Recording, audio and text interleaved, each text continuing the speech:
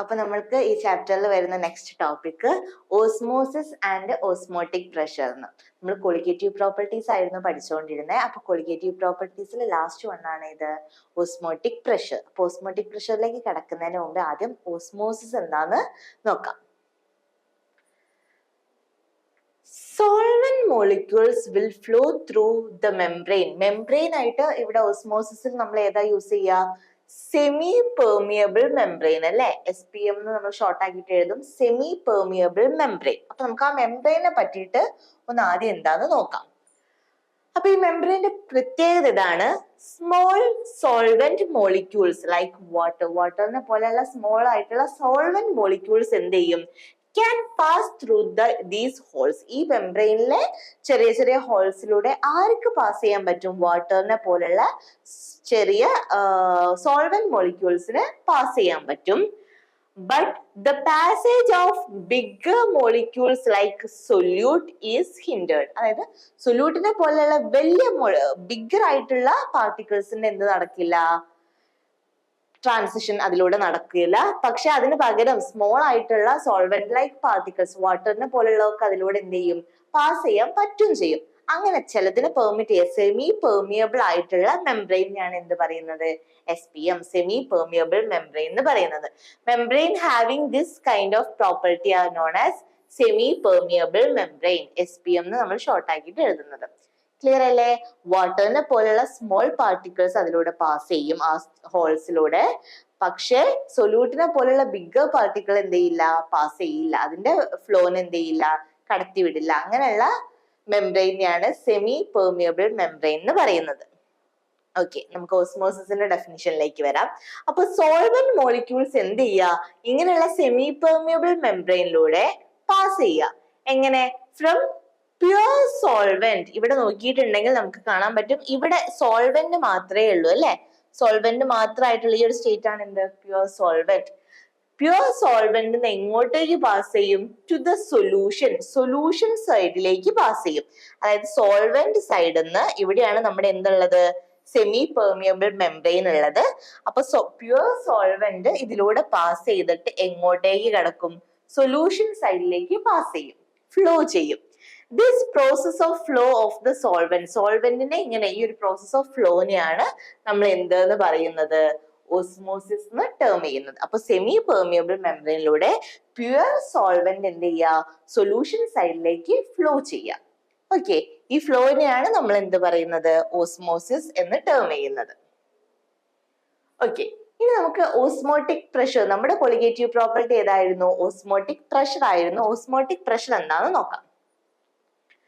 അപ്പോ ഈ ഒരു flow of the solvent from its side to the solution side across a semi permeable membrane can be stopped if some extra pressure is applied on the solution.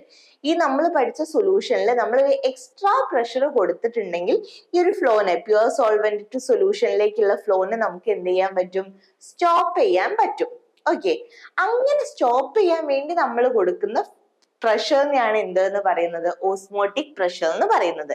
This pressure that just stops the flow of solvent is called osmotic pressure.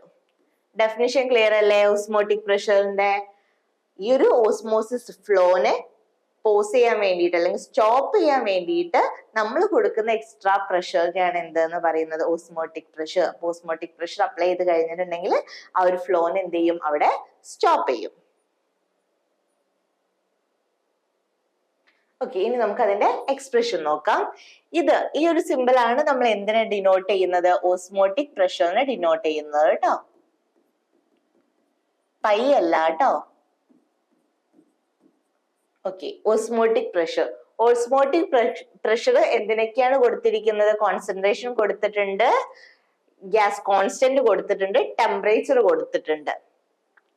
ഇനി കോൺസെൻട്രേഷന്, മൊളാരിറ്റിനെ നമുക്ക് എന്തിന്റെ ടേംസിൽ പറയാം? Molarity equal to number of moles of solute divided by volume ആണ്. അപ്പൊ എന്ത് കൊടുത്താൽ മതി? കോൺസെൻട്രേഷൻ പറയുമ്പോ N2/V എന്ന് കൊടുത്താൽ മതി. അപ്പൊ C എന്ന് പറഞ്ഞ ആ ടേമിനെയാണ് നമ്മൾ എന്തായിട്ട് എഴുതിയത്? N2/V എന്ന് ഡിനോട്ട് ചെയ്തത്. ഓക്കെ, ഇനി നമ്പർ ഓഫ് മോൾസ് എങ്ങനെയാ കണ്ടുപിടിക്കുക? Number of moles equal to given mass by molar mass ആണ്. ഇവിടെ സൊല്യൂട്ടിന്റെ നമ്പർ ഓഫ് മോൾസ് ആയതുകൊണ്ട് N2 നമുക്ക് എങ്ങനെ എഴുതാൻ പറ്റും? Given mass of solute divided by molar mass of solute. അപ്പൊ W2 ബൈ M2 എന്ന് കൊടുക്കാം. അപ്പൊ ഇക്വേഷനിൽ ഇത് പുട്ട് ചെയ്ത് കഴിഞ്ഞാൽ പിന്നെ എന്താ വരിക? Osmotic pressure equal to given mass by molar mass ഉണ്ട്, ഓൾ ഡിവൈഡഡ് ബൈ വോളിയം ഉണ്ട്, RT ഉണ്ട് അല്ലെ. അപ്പൊ റീഅറേഞ്ച് ചെയ്ത് കഴിഞ്ഞാൽ വീന് ടേമിനെ ഞാൻ ഇങ്ങോട്ട് കൊണ്ടുകഴിഞ്ഞാൽ പിന്നെ എന്ത് വരും? Osmotic pressure into volume equal to W2 RT by M2 എന്ന് വരും അല്ലേ. M2 എന്ന് പോലെ ടേം കാണണമെങ്കിൽ എന്ത് ചെയ്താൽ മതി? W2 RT divided by osmotic pressure into volume. അപ്പൊ ഇതാണ് M2ന്റെ എക്സ്പ്രഷൻ. ഈ എക്സ്പ്രഷനിൽ ഈ ടേംസ് ഇന്റർചേഞ്ച് ചെയ്താൽ നിങ്ങൾക്ക് എന്ത് കണ്ടുപിടിക്കാം? ഓസ്മോട്ടിക് പ്രഷർ ഫൈൻഡ് ചെയ്യാം. M2 ഗിവൺ ആണെങ്കിൽ ഓസ്മോട്ടിക് പ്രഷർ കണ്ടുപിടിക്കാൻ പറ്റും. എക്സ്പ്രഷൻ ക്ലിയർ ആണോ? ഇത് വെച്ചിട്ടാണ് നമുക്ക് കാൽക്കുലേഷൻ വരുന്നത്. എക്സ്പ്രഷൻ ഒന്ന് നോട്ട് ചെയ്ത് വെക്കുക കേട്ടോ.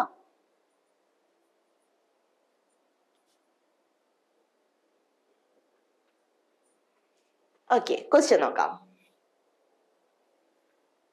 200 cm³ of an aqueous solution of a protein contain 1.26 gram of the protein.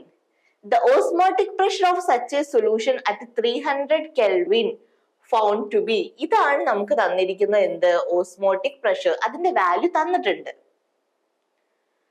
Calculate the molar mass of the protein. M2 ആണ് നമ്മൾ എന്ത് ചെയ്യേണ്ടത്? ഫൈൻഡ് ചെയ്യേണ്ടത്. പ്രോട്ടീന്റെ ഗിവൺ മാസ് W2 തന്നിട്ടുണ്ട്. cm³ എന്ന് പറയുമ്പോൾ എന്താ തന്നിരിക്കുന്നത്? വോളിയം തന്നിട്ടുണ്ട്. അപ്പൊ ഇത്രയും ഡീറ്റെയിൽസ് തന്നിട്ടുണ്ട് അല്ലെ.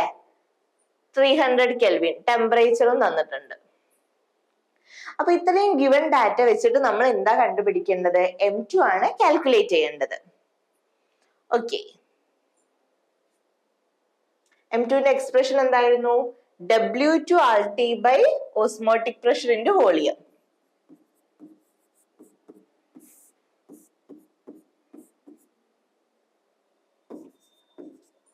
ഓക്കെ, W2ന്റെ വാല്യൂ തന്നിട്ടുണ്ടല്ലോ. എത്രയാ വാല്യൂ തന്നത്? W2 തന്നിരിക്കുന്നത് 1.26 അല്ലെ. അപ്പൊ ഇവിടെ നമുക്ക് എന്ത് പുട്ട് ചെയ്ത് കൊടുക്കാം? 1.26. R എന്ന് വെച്ചിട്ടുണ്ടെങ്കിൽ കോൺസ്റ്റന്റ് ആണ്, വാല്യൂ ഓർത്ത് വെക്കുക. 0.083. T ടെമ്പറേച്ചർ ക്വസ്റ്റ്യനിൽ തന്നിട്ടുണ്ട്. എത്രയാണ്? 300 കെൽവിൻ. സപ്പോസ് ക്വസ്റ്റ്യനിൽ ഡിഗ്രി സെൽഷ്യസിലാണ് തന്നേന്നുണ്ടെങ്കിൽ നമ്മൾ എന്ത് ചെയ്യണം? കെൽവിനിലേക്ക് കൺവേർട്ട് ചെയ്യണം. കെൽവിനിലേക്ക് കൺവേർട്ട് ചെയ്യാൻ എന്തായിരുന്നു ആഡ് ചെയ്യേണ്ടത്? +273 കേട്ടോ. ഓക്കെ, അപ്പൊ ഇവിടെ കെൽവിനിൽ തന്നെയാണ് തന്നത്. അപ്പൊ എനിക്ക് എന്ത് പുട്ട് ചെയ്യാം? 300 എന്നുള്ള വാല്യൂ കൊടുക്കാം. ഓസ്മോട്ടിക് പ്രഷർ ക്വസ്റ്റ്യനിൽ തന്നിട്ടുണ്ട്. എത്രയാണ്? 2.57 × 10⁻³ ആൻഡ് ലാസ്റ്റ് വൺ എന്താണ്? വോളിയം. വോളിയം ആലോചിക്കേണ്ടത് അത് എന്തിലാ തന്നിരിക്കുന്നത്? cm³ നമ്മൾ ലിറ്റർ dm³ അതിനെ എന്ത് ചെയ്യണം? കൺവേർട്ട് ചെയ്യണം ലിറ്ററിലേക്ക്.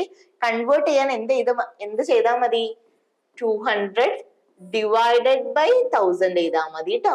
കൺവേർഷൻ cm³ ഉള്ളതിനെ dm³ അല്ലെങ്കിൽ ലിറ്ററിലേക്ക് കൺവേർട്ട് ചെയ്യാന്ന് പറയുമ്പോൾ എന്താ ചെയ്യേണ്ടത്? ലിറ്ററിലേക്ക് കൺവേർട്ട് ചെയ്യാന് ഡിവൈഡഡ് ബൈ 1000. അപ്പൊ 200 ഡിവൈഡഡ് ബൈ 1000 ചെയ്തിട്ടുണ്ടെങ്കിൽ നിങ്ങൾക്ക് എന്ത് വാല്യൂ കിട്ടും? 0.2 എന്ന് കിട്ടും അല്ലെ. ക്ലിയർ അല്ലേ? അപ്പൊ ഈ ഒരു കാൽക്കുലേഷൻ കംപ്ലീറ്റ് ആക്കിയാൽ മതി. W2ന്റെ വാല്യൂ ക്വസ്റ്റ്യനിൽ ഗിവൺ ആണ്. R കോൺസ്റ്റന്റ് ഓർത്ത് വെക്കുക. ടെമ്പറേച്ചർ തന്നിട്ടുണ്ട്. ഡിഗ്രി സെൽഷ്യസ് തന്നിട്ടുണ്ടെങ്കിൽ കെൽവിനിലേക്ക് കൺവേർട്ട് ചെയ്യണം. ഓസ്മോട്ടിക് പ്രഷർ തന്നിട്ടുണ്ട്. വോളിയം നമ്മൾ ജസ്റ്റ് കൺവേർട്ട് ചെയ്തു ലിറ്ററിലേക്ക്, വോളിയം കൊടുത്തു.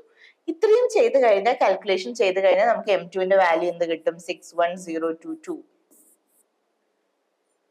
ക്ലിയർ അല്ലേ? ജസ്റ്റ് എക്സ്പ്രഷൻ പഠിച്ചിട്ട് വാല്യൂസ് പുട്ട് ചെയ്ത് കൊടുത്താൽ മതി കേട്ടോ. ഡയറക്റ്റ് ആണ് ക്വസ്റ്റ്യൻ. ഓക്കെ, ഒരു ക്വസ്റ്റ്യനും കൂടെ നോക്കാം. Calculate the osmotic pressure in pascals. പാസ്കലിൽ ഫൈൻഡ് ചെയ്യണം കേട്ടോ. Exerted by a solution prepared by dissolving 1 gram of a polymer of molar mass this much in 450 ml of water at 37 degrees Celsius. അപ്പൊ തന്നിരിക്കുന്ന datas നമുക്കൊന്ന് നോക്കാം. ആദ്യം തന്നെ എന്ത് തന്നിട്ടുണ്ട്? ഗിവൺ മാസ് ഓഫ് പ്രോട്ടീൻ തന്നിട്ടുണ്ട് അല്ലെ. അതായത് W2 എന്ത് ചെയ്തിട്ടുണ്ട്? തന്നിട്ടുണ്ട് അല്ലെ. W2 എന്താണ്? 1 gram ആന്ന് തന്നു. M2 അവര് തന്നിട്ടുണ്ടല്ലോ, എത്രയാണ്? 185,000. 1,85,000 അത് തന്നിട്ടുണ്ട്. വോളിയം 450 ml ആണ്. നമ്മൾ എന്ത് ചെയ്താൽ മതി? ഡിവൈഡഡ് ബൈ 1000 ചെയ്താൽ എന്തിലേക്ക് കിട്ടി? ലിറ്ററിലേക്ക് കിട്ടി. ആൻഡ് ടെമ്പറേച്ചർ 37 ഡിഗ്രി സെൽഷ്യസ് ആണ്. പ്ലസ് 273 ചെയ്താൽ നമുക്ക് എന്തിലേക്ക് കൺവേർട്ട് ചെയ്തിട്ട് കിട്ടും? കെൽവിനിലേക്ക് കൺവേർട്ട് ചെയ്തിട്ട് കിട്ടും. ഇത്രയും ഡാറ്റാസ് ആണല്ലോ തന്നിരിക്കുന്നത്. കണ്ടുപിടിക്കേണ്ടത് എന്താണ്? ഓസ്മോട്ടിക് പ്രഷർ ആണ് ഫൈൻഡ് ചെയ്യേണ്ടത്. നേരത്തെ കേസിൽ ഓസ്മോട്ടിക് പ്രഷർ തന്നിട്ട് അവരെന്തായിരുന്നു ചോദിച്ചിരുന്നത്? മോളാർ മാസ് ആയിരുന്നു ചോദിച്ചത്. ഇവിടെ എന്താണ്? മോളാർ മാസ് ഒക്കെ തന്നിട്ടുണ്ട്. വാല്യൂ എന്താണ്? ഓസ്മോട്ടിക് പ്രഷറിനെയാണ് കണ്ടുപിടിക്കേണ്ടത്. ഓക്കെ, അപ്പൊ ഓസ്മോട്ടിക് പ്രഷറിന്റെ എക്സ്പ്രഷൻ ഇതല്ലായിരുന്നോ? Osmotic pressure equal to N/V/RT. ഇതില് നമ്പർ ഓഫ് മോൾസ് കാണാനായിരുന്നു നമ്മൾ എന്ത് കൊടുത്തത്? Given mass by molar mass കൊടുത്തത്. ഓക്കെ, ആദ്യം തന്നെ നമുക്ക് അപ്പൊ എന്ത് കണ്ടുപിടിക്കാം? എന്നിന്റെ വാല്യൂ കണ്ടുപിടിക്കാം അല്ലെ.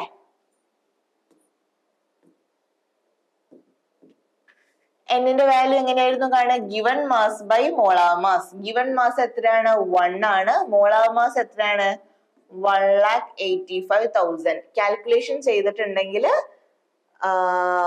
ഓക്കെ, വാല്യൂ അവർ ഡയറക്റ്റ് പുട്ട് ചെയ്തിട്ടുണ്ട്. എന്നിന്റെ കിട്ടി. ഇനി ഓസ്മോട്ടിക് പ്രഷറിന്റെ ഇക്വേഷൻ എന്താ വരിക? N/V/RT. എന്നിന്റെ വാല്യൂ എത്രയാണ്? 1/185,000 ബൈ വോളിയം എത്രയാണ്? 450/1000 എന്ന് പറയുമ്പോൾ 0.45 അല്ലെ. ml ലിറ്ററിലേക്ക് കൺവേർട്ട് ചെയ്യാനാണ് നമ്മൾ എന്ത് ചെയ്തത്? ഡിവൈഡഡ് ബൈ 1000 ചെയ്തത്. അപ്പോ വോളിയം എന്ത് കിട്ടും? 0.45 ലിറ്ററിന് കിട്ടും. അപ്പൊ N ഞാൻ പുട്ട് ചെയ്തു, V പുട്ട് ചെയ്തു. ആറിന്റെ വാല്യൂ എന്താ കൊടുത്തിരിക്കുന്നത്?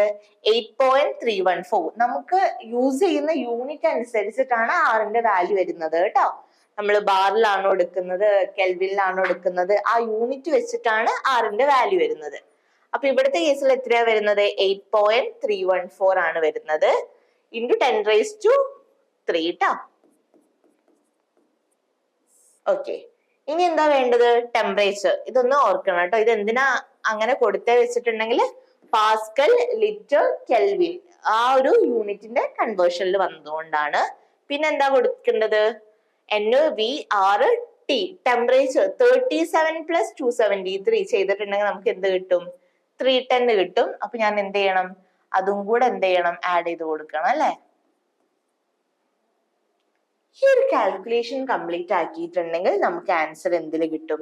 പാസ്കലിൽ കിട്ടും. ഇത് അതിന് വേണ്ടിയിട്ട് ക്വസ്റ്റ്യനിൽ പാസ്കലിൽ കണ്ടുപിടിക്കാൻ എടുത്തു ചോദിച്ചത് കൊണ്ടാണ് നമ്മൾ ആ കൺവേർഷൻ ചെയ്തത് കേട്ടോ. അല്ലെങ്കിൽ കഴിഞ്ഞ തവണ പ്രീവിയസ് ക്വസ്റ്റ്യനിലൊക്കെ പോലെ ഡയറക്റ്റ് ആയിട്ട് പുട്ട് ചെയ്തിട്ട് പോവാം. ക്ലിയർ അല്ലേ? ഓക്കെ, അപ്പൊ ഇതാണ് ലാസ്റ്റ് കൊളിഗേറ്റീവ് പ്രോപ്പർട്ടിയിൽ പഠിച്ചത്, ഓസ്മോട്ടിക് പ്രഷർ. ഇനി ഓസ്മോട്ടിക് പ്രഷർ വെച്ചിട്ട് നമ്മൾ ഒരു 3 ടൈപ്പ് ഓഫ് സൊല്യൂഷൻസ് പഠിക്കുകയാണ്.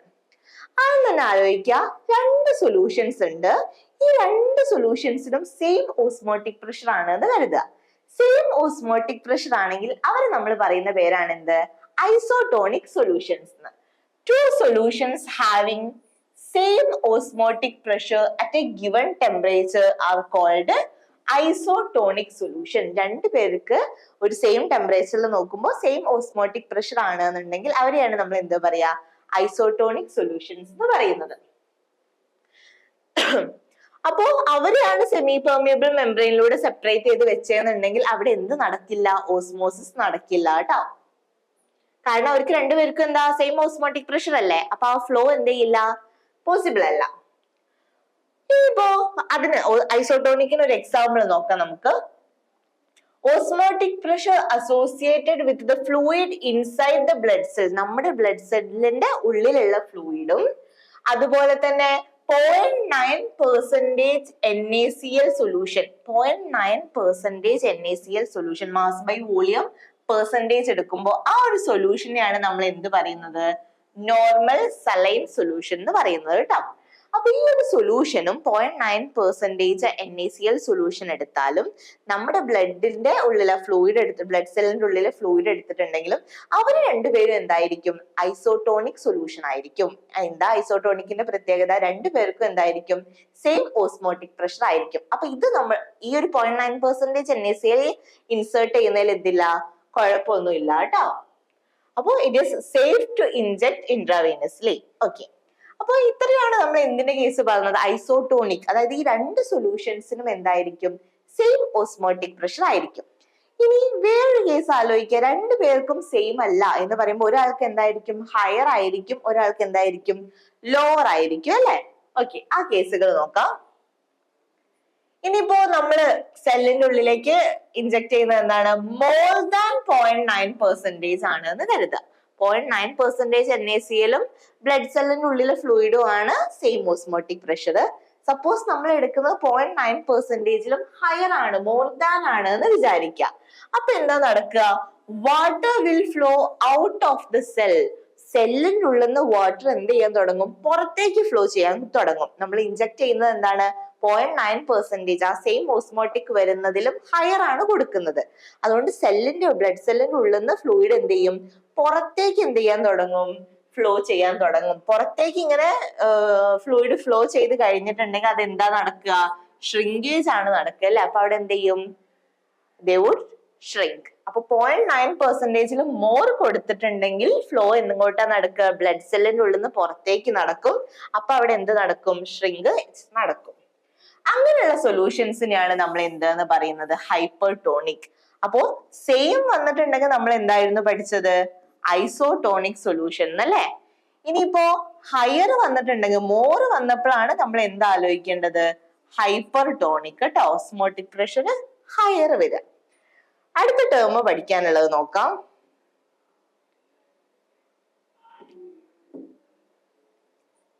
ഇനി നമ്മൾ എടുക്കുന്നത് ലെസ് ദാൻ 0.9% ആണ് കരുതുക. 0.9% എടുത്തിട്ടുണ്ടെങ്കിൽ സെയിം ഓസ്മോട്ടിക് പ്രഷർ ആണ്.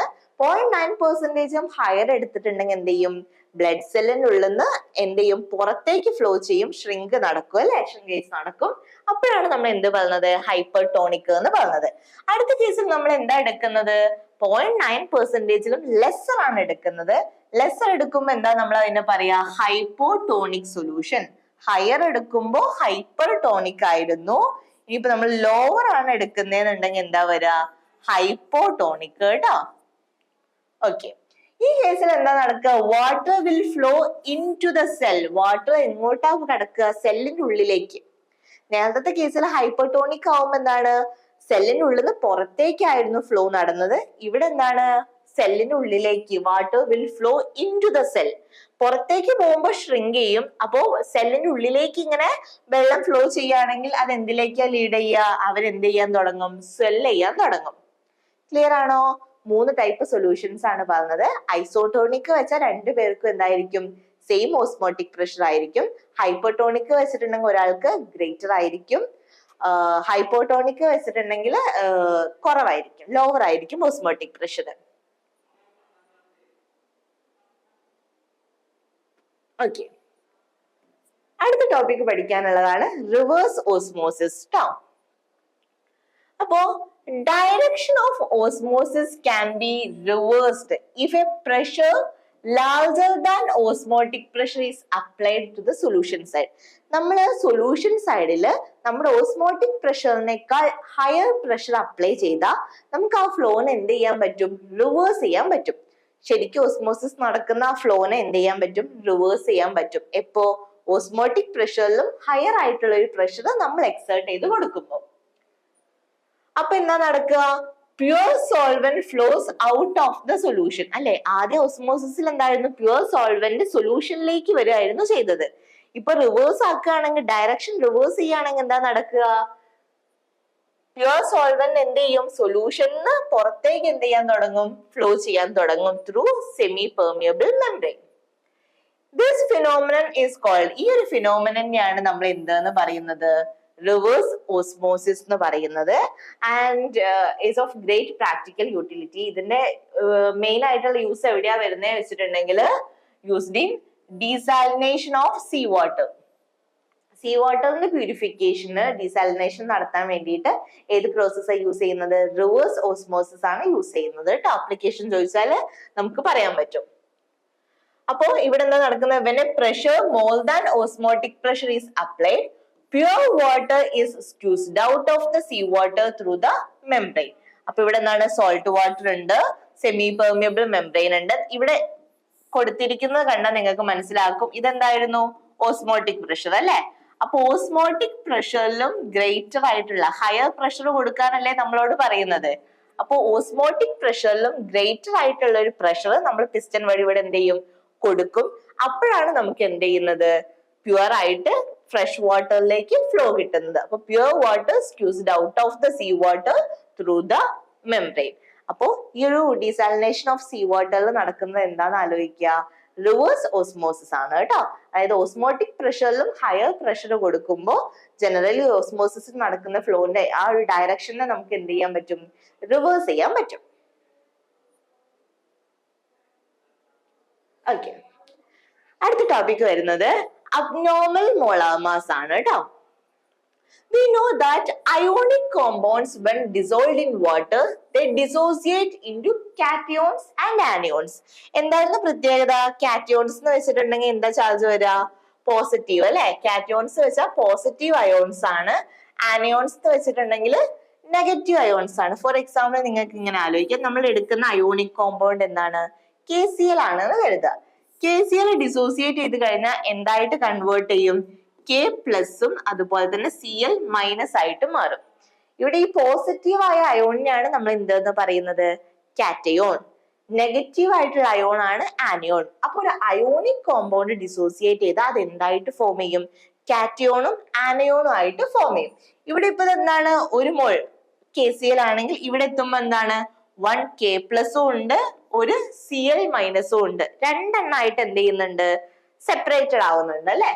Okay, when there is dissociation of solute into ions, ഇങ്ങനെ നടക്കുമ്പോ the experimentally determined molar mass is always lower than the true value. അപ്പൊ എന്താണ്? നമ്മൾ എക്സ്പെരിമെന്റലി കണ്ടുപിടിക്കുന്ന വാല്യൂം ട്രൂ വാല്യൂ തമ്മിൽ എന്തുണ്ടാവും?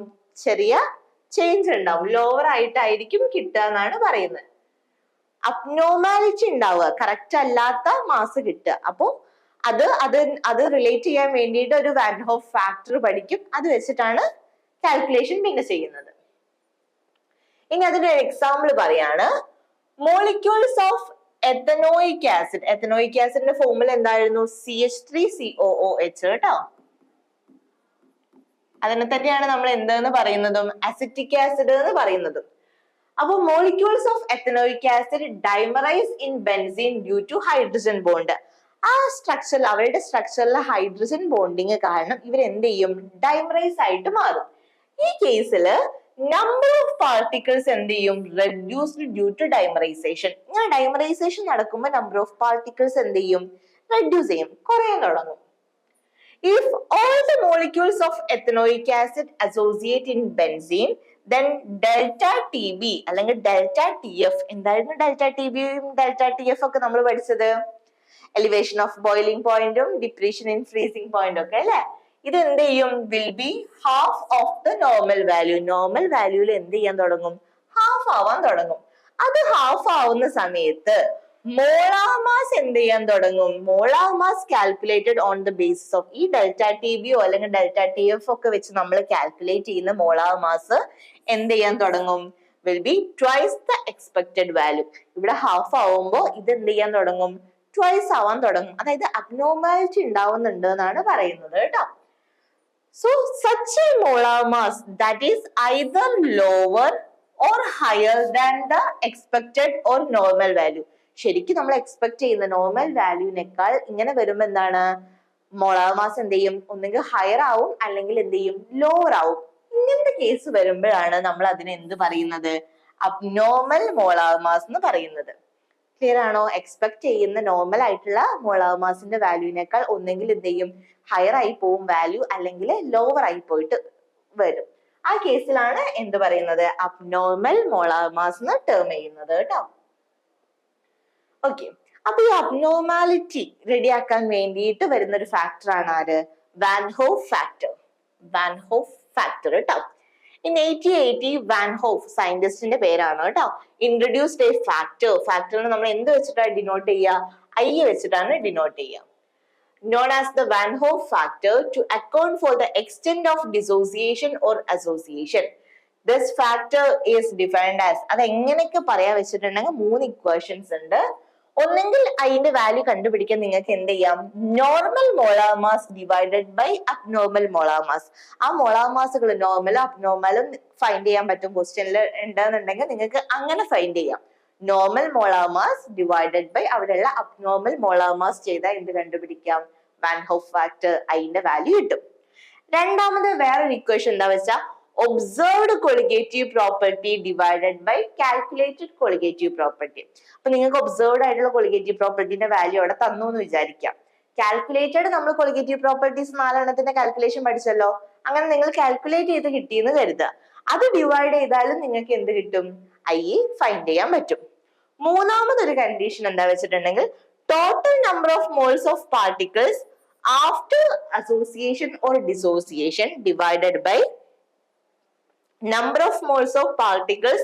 before association or dissociation ഈ ഒരു ഇക്വേഷൻ യൂസ് ചെയ്തിട്ട് നിങ്ങൾക്ക് എന്ത് ചെയ്യാൻ പറ്റും അതിന്റെ വാല്യൂ ഫൈൻഡ് ചെയ്യാൻ പറ്റും ഇതിന് എക്സാമ്പിൾ ആയിരുന്നു നമ്മൾ നേരത്തെ പറഞ്ഞല്ലോ KCl എന്തായിട്ട് മാറുന്ന K പ്ലസും Cl മൈനസും ആയിട്ട് ഡിസോസിയേറ്റ് ചെയ്യുന്നത് അപ്പൊ ഇത് കൊടുക്കുമ്പോ മേലെ എന്ത് കൊടുക്കണം ആഫ്റ്റർ എത്ര പേരുണ്ട് എന്നാ കൊടുക്കണ്ടേ കഴിഞ്ഞിട്ട് എത്ര പേരുണ്ട് ഡിസോസിയേഷൻ കഴിഞ്ഞാൽ 2 പേരുണ്ട് അല്ലെ അപ്പോ ന്യൂമറേറ്ററിൽ വേണം നമ്മൾ എന്ത് പുട്ട് ചെയ്യാൻ 2 പുട്ട് ചെയ്യാന് ബിഫോർ ആദ്യം എത്ര ആളേ ഉള്ളൂ 1 മോൾ KCl ആയിരുന്നു അല്ലെ അപ്പൊ ബിഫോറില് 1 കൊടുക്കുക അപ്പൊ അതിന്റെ വാല്യൂ ഈ ഒരു കേസിൽ നിങ്ങൾക്ക് എന്തെന്ന് കിട്ടും 2 കിട്ടും ഇങ്ങനെയാണ് കണ്ടുപിടിക്കുക കേട്ടോ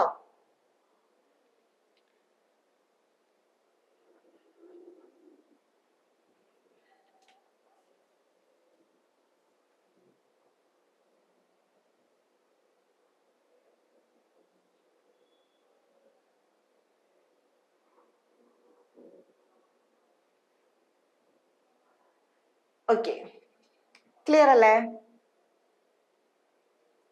അടുത്ത് നോക്കാം ഇനി ഐന്റെ വാൻ ഹോഫ് ഫാക്ടറിന്റെ വാല്യൂ നമ്മൾ എന്ത് ചെയ്തു എങ്ങനെയാണ് കണ്ടുപിടിക്കേണ്ടതെന്ന് പറഞ്ഞു അല്ലെ അത് കഴിഞ്ഞിട്ട് ഇത് എങ്ങനെയാണ് നമ്മൾ പഠിച്ച 4 കൊളിഗേറ്റീവ് പ്രോപ്പർട്ടിയിൽ ഇൻക്ലൂഡ് ചെയ്തിട്ട് ഇക്വേഷനെ മോഡിഫൈ ചെയ്തതെന്ന് നോക്കാം ആദ്യത്തെ കൊളിഗേറ്റീവ് പ്രോപ്പർട്ടി നമ്മൾ പഠിച്ചത് എന്തായിരുന്നു relative lowering of vapour pressure ആയിരുന്നു അതിന്റെ ഇക്വേഷൻ നിങ്ങൾ പഠിച്ചിട്ടുണ്ടായിരുന്നു ഇപ്പോ നമ്മൾ വാൻ ഹോഫ് ഫാക്ടറും കൂടെ പഠിച്ചു കഴിഞ്ഞിട്ട് ഇക്വേഷനെ മോഡിഫൈ ചെയ്യുമ്പോൾ അവിടെ എന്തും കൂടെ പുട്ട് ചെയ്ത് കൊടുത്താൽ മതി ഐ എന്ന് പറഞ്ഞ ആ ഫാക്ടറും കൂടെ എന്ത് ചെയ്താൽ മതി ആഡ് ചെയ്താൽ മതി രണ്ടാമത് എലിവേഷൻ ഓഫ് ബോയിലിംഗ് പോയിന്റിന്റെ ഇക്വേഷൻ പഠിച്ചു അവിടെയും നമ്മൾ എന്ത് ചെയ്താൽ മതി ഐ വാൻ ഹോഫ് ഫാക്ടറും കൂടെ ഇൻട്രൊഡ്യൂസ് ചെയ്യുക ഡിപ്രീഷൻ ഓഫ് ഫ്രീസിംഗ് പോയിന്റിലും ഓസ്മോട്ടിക് പ്രഷറിന്റെ ഇക്വേഷനും എല്ലാ ഇക്വേഷനും നിങ്ങൾ പഠിച്ചതാണ് കൊളിഗേറ്റീവ് പ്രോപ്പർട്ടിന്റെ എന്തും കൂടെ ആഡ് ചെയ്താൽ മതി ഐ എന്ന് പറഞ്ഞ വാൻ ഹോഫ് ഫാക്ടറും കൂടെ എന്ത് ചെയ്താൽ മതി ആഡ് ചെയ്താൽ മതി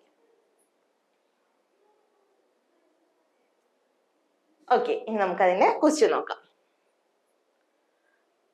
2 gram of benzoic acid dissolved in 25 gram of benzene shows a depletion in freezing point equal to depletion in freezing point ന്റെ വാല്യൂ തന്നിട്ടുണ്ട് മോളാർ ഡിപ്രീഷൻ കോൺസ്റ്റന്റ് അതായത് KF അല്ലേ വാല്യൂ തന്നിട്ടുണ്ട് 4.9 ആണെന്ന് what is the percentage of association of acid if it forms dimer in solution okay അപ്പൊ ആദ്യം തന്നെ നമ്മൾ എന്ത് കണ്ടുപിടിക്കുക അതിന്റെ മോളാർ മാസ് ഫൈൻഡ് ചെയ്യുക കേട്ടോ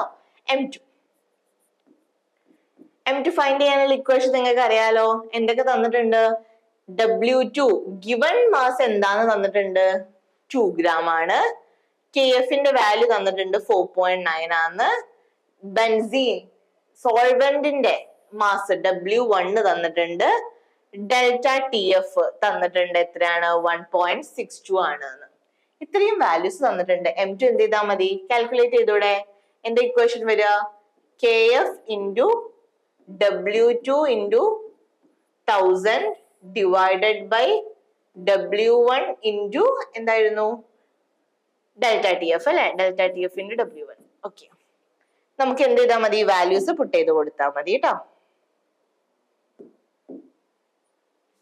KFന്റെ വാല്യൂ എത്രയാ ക്വസ്റ്റ്യനിൽ തന്നത് ഡിപ്രീഷൻ കോൺസ്റ്റന്റ് 4.9 W2 ന്റെ വാല്യൂ എത്രയാ തന്നത്? 2000. W1 എത്രയാ തന്നത്? 25. ഡെൽറ്റ ടി എഫിന്റെ വാല്യൂ എന്തും തന്നിട്ടുണ്ട്? 1.62. അപ്പൊ ഇത്രയും പാർട്ട് കാൽക്കുലേഷൻ കംപ്ലീറ്റ് ആക്കി കഴിഞ്ഞാൽ നിങ്ങൾക്ക് എന്ത് ആൻസർ കിട്ടും? 241.98 എന്ന് കിട്ടും. ക്ലിയർ ആണോ? ഓക്കെ, അപ്പൊ നമ്മുടെ ഇക്വേഷൻ വരുന്നത് എന്താണ്? 2C6H5COH ആണ് എന്തായിട്ട് മാറുന്നത്? കൺവേർട്ട് ആവുന്നത് അല്ലെ? ഓക്കെ, ഇനി നിങ്ങൾ ശ്രദ്ധിക്കേണ്ടത് നമ്മൾ റെപ്രസെന്റ് ചെയ്യുന്നത് എക്സിനെയാണ്. നമ്മൾ എന്ത് റെപ്രസെന്റ് ചെയ്യുന്നത്? ഡിഗ്രി ഓഫ് അസോസിയേഷൻ ആയിട്ട് റെപ്രസെന്റ് ചെയ്യുന്നത് എക്സ് എന്ന് പറഞ്ഞ ലെറ്ററിന്. അങ്ങനെയാണെങ്കിൽ നമുക്ക് എന്താണ് ഇക്വേഷനിൽ 1 - x മോൾ ആയിട്ടുള്ള, ഇവിടെ ആദ്യം ഇനീഷ്യലി 1 ആണെങ്കിൽ 1 - x മോൾ എന്തുണ്ടാവും? ബെൻസോയിക് ആസിഡും ഉണ്ടാവും. അതുപോലെ തന്നെ x/2 ആയിട്ട് ആരും ഉണ്ടാവും? ബെൻസോയിക് ആസിഡ് ആയിരിക്കും ഇക്വിലിബ്രിയത്തിൽ ഉണ്ടായിരിക്കാം. അപ്പോ 1 - x ഉം x/2 ഇതല്ലേ നമ്മുടെ ടോട്ടൽ? 1 - x + x/2 ഇതാണ് ടോട്ടൽ നമ്പർ ഓഫ് മോൾസ് ഉണ്ടാവുക അറ്റ് ഇക്വിലിബ്രിയത്തിൽ നോക്കുമ്പോ കേട്ടോ. അപ്പൊ 1 - x + x/2 1 - x + x/2 ചെയ്തിട്ടുണ്ടെങ്കിൽ നിങ്ങൾക്ക് എന്താ ആൻസർ കിട്ടും? 1 - x/2 കിട്ടും. ഇനി ഐന്റെ വാല്യൂ ഫൈൻഡ് ചെയ്യാൻ നിങ്ങൾക്ക് അറിയാലോ. ഐന്റെ വാല്യൂ ഫൈൻഡ് ചെയ്യുമ്പോൾ നിങ്ങൾ ഓർക്കേണ്ടത്, നിങ്ങൾ കണ്ടുപിടിക്കുന്ന ഐന്റെ വാല്യൂ എന്തിന് ഈക്വൽ ആയിരിക്കും? ടോട്ടൽ നമ്പർ ഓഫ് മോൾസ് ഇക്വിലിബ്രിയത്തിലുള്ളതും വാൻ ഹോഫ് ഫാക്ടറും എന്തായിരിക്കും? ഈക്വൽ ആയിരിക്കും. അതായത് നിങ്ങൾ പറഞ്ഞ 1 - x/2 ചെയ്താലും ഐന്റെ വാല്യൂ ചെയ്താലും എന്താണ്? ഈക്വൽ ആയിരിക്കും. ഐന്റെ വാല്യൂ കാണാൻ ഇവിടെ എന്താ യൂസ് ചെയ്തിരിക്കുന്നത്? Normal molar mass divided by abnormal molar mass. Clear ആണോ? നോർമൽ മോളാർ മാസ് ക്വസ്റ്റ്യനിൽ തന്നിട്ടുണ്ടോ? അത് നിങ്ങൾക്ക് ഫൈൻഡ് ചെയ്യാലോ. ഏതാ എടുത്തിരിക്കുന്നത്? C6H5COH അല്ലേ?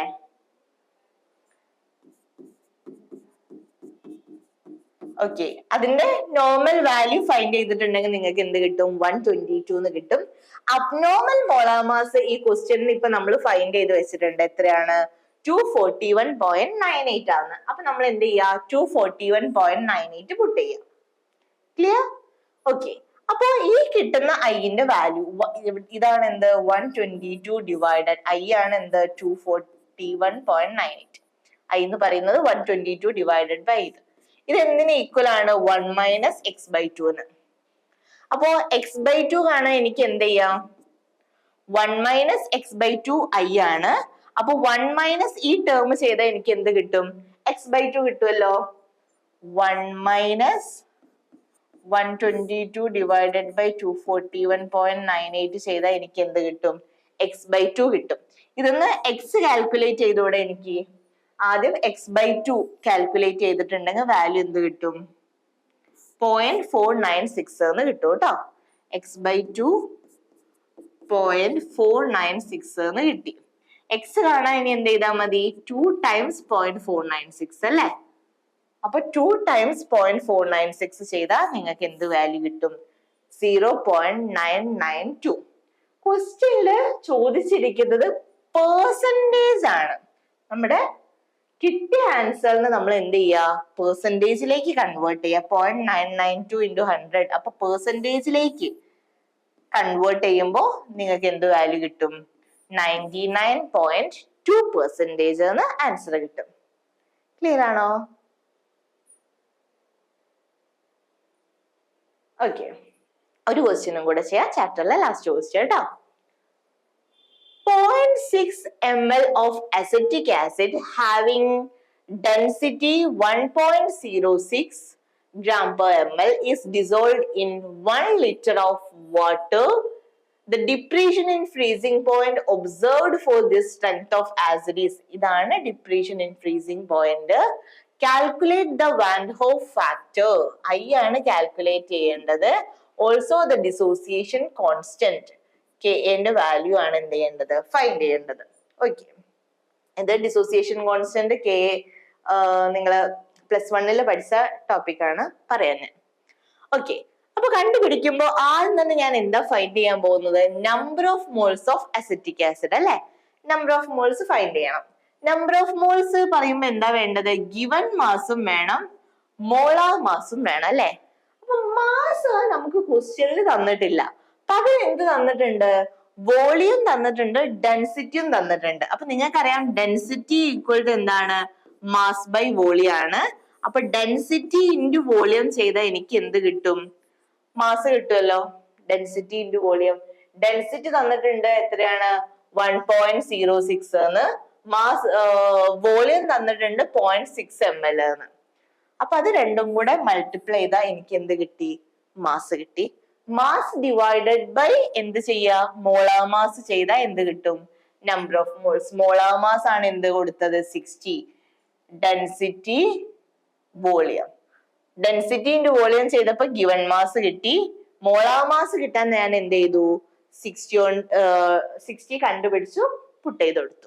നമ്പർ, അപ്പോ നമുക്ക് എന്ത് ഫൈൻഡ് ചെയ്യാൻ പറ്റി? നമ്പർ ഓഫ് മോൾസ് ഫൈൻഡ് ചെയ്യാൻ പറ്റി. Number of moles equal to given mass. Mass കിട്ടാൻ വേണ്ടിയിട്ടാണ് ഞാൻ ഡെൻസിറ്റി ഇൻറ്റു വോളിയം ചെയ്തത്.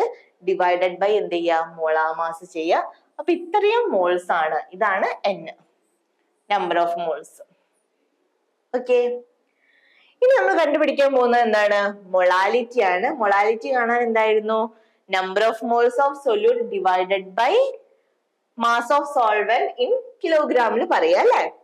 അപ്പോ നമ്പർ ഓഫ് മോൾസ് കൊടുത്തു. ഇവിടെ എത്രയാന്ന് തന്നെയാ തന്നിരിക്കുന്നത്? 1 അല്ലേ?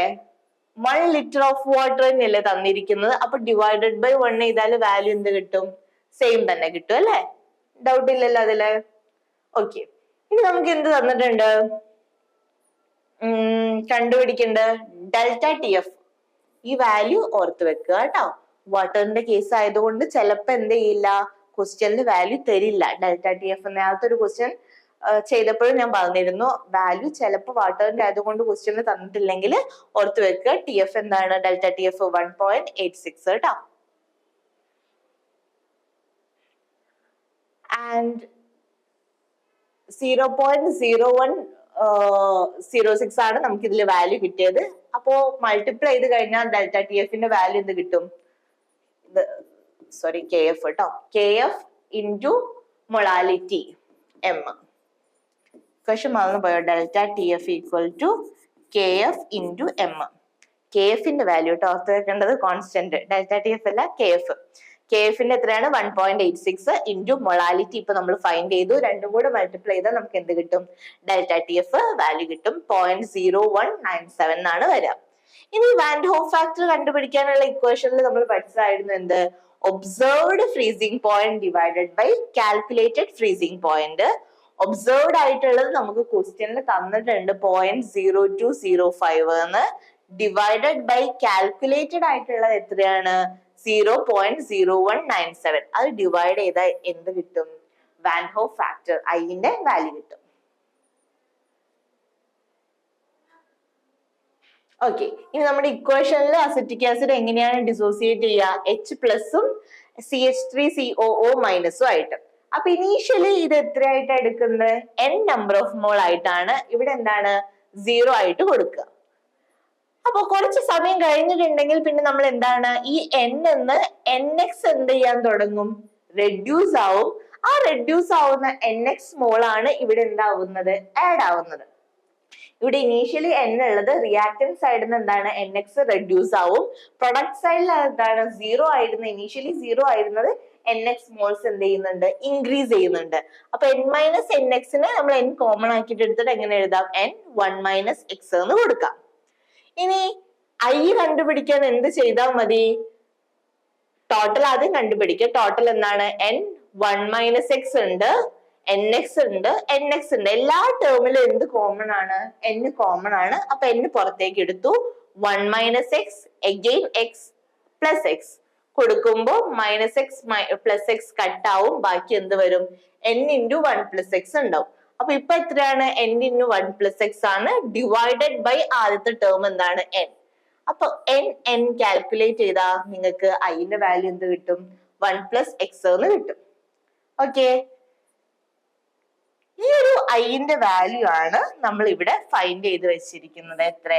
1.041. അപ്പോ 1 plus X ചെയ്തിട്ടുണ്ടെങ്കിൽ ഐന്റെ വാല്യൂ എന്ത് കിട്ടും? 1.041. അപ്പോ എക്സ് ഫൈൻഡ് ചെയ്യാൻ നിങ്ങൾ എന്ത് ചെയ്താൽ മതി? 1.041 മൈനസ് 1 ചെയ്താൽ മതി. അപ്പൊ വാല്യൂ എന്ത് കിട്ടും? 0.041 കിട്ടും. ക്ലിയർ ആണോ? ഇനി ഓരോന്നിന്റെ എന്ത് കണ്ടുപിടിക്കുക? കോൺസെൻട്രേഷൻ കണ്ടുപിടിക്കുക. CH3COOH എന്ന് പറയുമ്പോൾ അസറ്റിക് ആസിഡിന്റെ എന്തായിരുന്നു? N×1 - x അല്ലെ? N×1 - x. എന്നിന്റെ വാല്യൂ കണ്ടുപിടിച്ചത് ഓർമ്മയില്ലേ? ദാ എന്നിന്റെ വാല്യൂ ഇവിടെ നമ്മൾ ഫൈൻഡ് ചെയ്ത് വെച്ചിട്ടുണ്ടല്ലോ. എത്രയാണ്? 0.0106. അപ്പോ ഇക്വേഷനിൽ n കാണുന്നോടത്ത് നമ്മൾ എന്ത് ചെയ്യുക? ആ വാല്യൂ പുട്ട് ചെയ്യുക. 1 - x. എക്സിന്റെ വാല്യൂ ഇപ്പൊ ഫൈൻഡ് ചെയ്ത് വെച്ചിട്ടുണ്ടല്ലോ. അപ്പൊ എക്സ് കാണുന്നോടത്ത് എക്സിന്റെ വാല്യൂ പുട്ട് ചെയ്യുക. അപ്പൊ നമുക്ക് എന്ത് ചെയ്യും? ആൻസർ കിട്ടും കേട്ടോ. പിന്നെ റൈറ്റ് ഹാൻഡ് സൈഡിൽ എത്ര മോളാ? nx അല്ലേ? nx കണ്ടുപിടിച്ചാൽ മതി. എന്നിന്റെ വാല്യൂ പുട്ട് ചെയ്യുക ഇൻറ്റു എക്സിന്റെ വാല്യൂ കൊടുക്കുക. H+ ആണെങ്കിലും എന്ത് തന്നെയാ വരുന്നത്? nx തന്നെയാണ്. CH3COO- ആണെങ്കിലും nx തന്നെയാണ്. അപ്പൊ കാൽക്കുലേഷൻ ഒരു തവണ ചെയ്താൽ മതി കേട്ടോ. ഓക്കെ, ഇനി ക്വസ്റ്റ്യനിൽ ചോദിച്ചിരിക്കുന്നത് എന്തായിരുന്നു? ഡിസോസിയേഷൻ കോൺസ്റ്റന്റ് Ka ആണ് എന്ത് ചെയ്യേണ്ടത്? ഫൈൻഡ് ചെയ്യേണ്ടത് അല്ലെ? അപ്പോ Ka കാണാൻ നിങ്ങൾ എന്താ, ഇങ്ങനെയാണ് നമ്മുടെ എക്സ്പ്രഷൻ ഉണ്ടെങ്കിൽ, അതായത് CH3COOH ഡിസോസിയേറ്റ് ചെയ്തിട്ട് എന്തായിട്ടാ മാറുക? CH3COOO- H+ ആയിട്ടല്ലേ? ഇതില് Ka വാല്യൂ കാണണമെങ്കിൽ നിങ്ങൾ എന്താണ് ചെയ്യേണ്ടത്? പ്രൊഡക്റ്റ് സൈഡിന്റെ കോൺസെൻട്രേഷൻസ്, അതായത് CH3COO- കോൺസെൻട്രേഷൻ H+ന്റെ കോൺസെൻട്രേഷൻ കൊടുക്കുക. ഡിവൈഡഡ് ബൈ ലെഫ്റ്റ് ഹാൻഡ് സൈഡിൽ റിയാക്ടന്റിന്റെ കോൺസെൻട്രേഷൻ CH3COOH എന്ത് ചെയ്യുക? കോൺസെൻട്രേഷൻ കൊടുക്കുക. ഇനി ഓരോന്നിന്റെയും വാല്യൂ കിട്ടിയല്ലോ. CH3COOH കോൺസെൻട്രേഷൻ എത്രയാണെന്നാ നിങ്ങൾക്ക് കിട്ടിയത്? കാൽക്കുലേറ്റ് ചെയ്യുമ്പോൾ വാല്യൂ കിട്ടുന്നത്, ആ വാല്യൂ എന്ത് ചെയ്യുക? പുട്ട് ചെയ്ത് കൊടുക്കുക. H+ എന്താണ്? അത് തന്നെയാണ് അല്ലെ? H+നും രണ്ടുപേർക്കും എന്താണ്? nx തന്നെയല്ലേ വാല്യൂ വരിക? സെയിം വാല്യൂ അല്ലേ? അപ്പൊ സെയിം വാല്യൂ കൊടുക്കുക. അപ്പൊ ഈ രണ്ട് ടേമിന്റെ കൊടുത്തു. ഡിവൈഡഡ് ബൈ താഴെ എന്താണ്? CH3COOH കോൺസെൻട്രേഷൻ, അതായത് N×1 - x, ഈ ഒരു കാൽക്കുലേഷൻ. അപ്പോ ആ പാർട്ട് എന്ത് ചെയ്യുക? താഴെ പുട്ട് ചെയ്ത് കൊടുക്കുക. കാൽക്കുലേഷൻ കംപ്ലീറ്റ് ആക്കിയിട്ടുണ്ടെങ്കിൽ നിങ്ങൾക്ക് 1.86 × 10⁻⁻5 എന്ന് എന്ത് കിട്ടും? ആൻസർ കിട്ടും. ക്ലിയർ ആണോ? അപ്പോ ഇത്രയേ ഉള്ളൂ ചാപ്റ്റർ സൊല്യൂഷൻ എന്ന് പറഞ്ഞ ചാപ്റ്റർ. എല്ലാവരും എന്ത് ചെയ്യുക? നന്നായിട്ട് പഠിക്കാം. ടാറ്റാ.